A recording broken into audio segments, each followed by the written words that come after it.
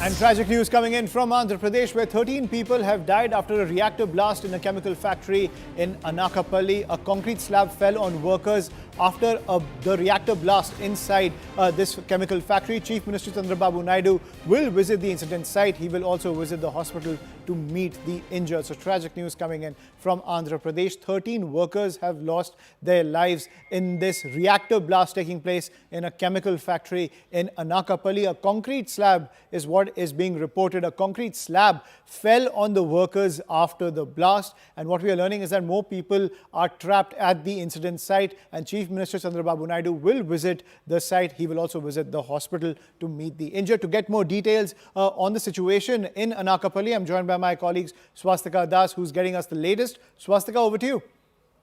Well, as of now, the death toll is on the rise, and right now it stands at 13. But there is also a big speculation, or rather, we've received unconfirmed reports that the death toll could be 17. Clarity on that is expected from the officials. But what exactly led to this incident is the fact that during lunch hour, an accident occurred at one of the pharma companies there, but that explosion was perhaps triggered by a leak in the process of pumping solvent oil from one floor to another, and then the accident occurred due to a big explosion. So when that incident happened, majority of the workers were outside, but a concrete slab fell on about 15 to 20 workers who were working on the first floor.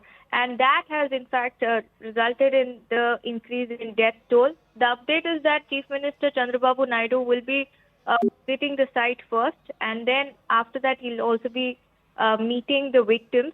And on the 23rd, Jagan Mohan Reddy, the former Chief Minister, will also be paying a visit. He has demanded compensation to the tune of 1 crore.